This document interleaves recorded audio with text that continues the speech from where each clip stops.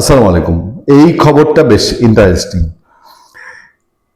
Election 12 ফেব্রুয়ারি যখন হলো, তখনই যখন রাষ্ট্রপতি প্রসঙ্গে এসছে, তখন বারবারই আলোচনা হয়েছে বোধহয় রাষ্ট্রপতি শাহাবুদ্দিন আহমেদকে আর বিএনপি রাখবে না।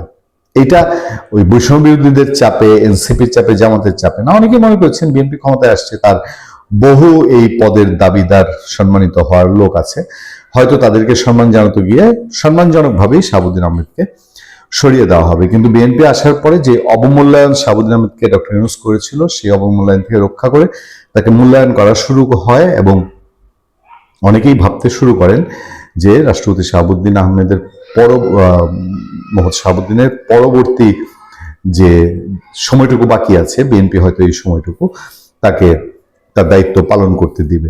এবং মোটামুটি বিএনপির সময়ে রাষ্ট্রপতি শাহাবুদ্দিন তার নিজেকেও তিনি অনেকটা মানিয়ে নিয়েছেন, নিজেকে অনেকটা তিনি অ্যাডজাস্ট করে নিয়েছেন বিএনপির সাথে। অ্যাটলিস্ট বিএনপির স্লোগান, শুধু বিএনপির স্লোগান ধরে কথা বলা না, তিনি আওয়ামী লীগের সমালোচনা করছেন, আওয়ামী লীগকে দুর্নীতি পরায়ণ, লুটপাটকারী এসব বলছেন।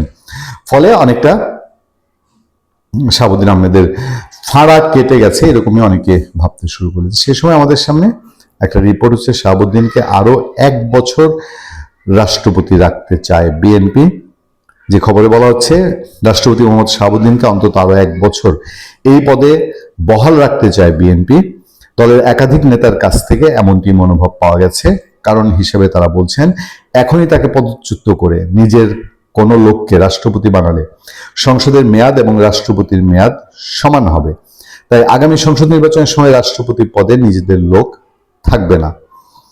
শাহাবুদ্দিনকে 1 বছর পর সরিয়ে নিজেদের লোককে রাষ্ট্রপতি বানালে সংসদের মেয়াদ শেষ হলেও রাষ্ট্রপতি নিজের পদে বহাল থাকবেন। তারা আরো বলছেন, যেহেতু আগামী নির্বাচন হবে তত্ত্বাবধায়ক সরকারের অধীনে, তাই রাষ্ট্রপতি নিজেদের লোক হলে নির্বাচন সহ প্রশাসনে একটু হলেও বাড়তি সুবিধা পাওয়া যাবে। তাছাড়া বিএনপির 31 দফা অনুযায়ী রাষ্ট্রপতির ক্ষমতা অনেকখানি বাড়ানোর কথা। ফলে তত্ত্বাবধায়ক সরকারের উপর চাপ প্রয়োগ করা রাষ্ট্রপতির পক্ষে আরেকটু সহজ হবে।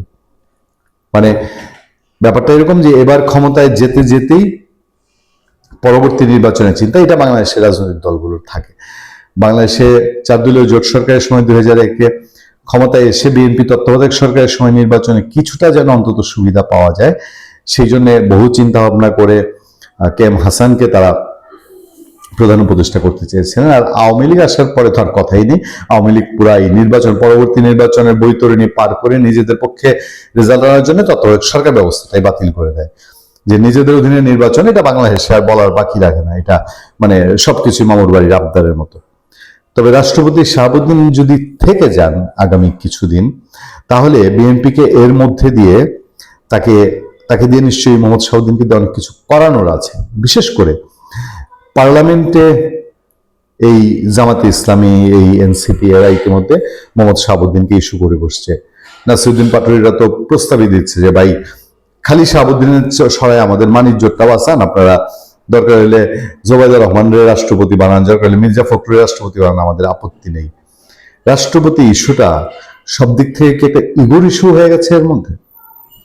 ভালো থাকবেন, সুস্থ থাকবেন। আপনার সাথে আমি আতিক রহমান, পূর্ণিয়া।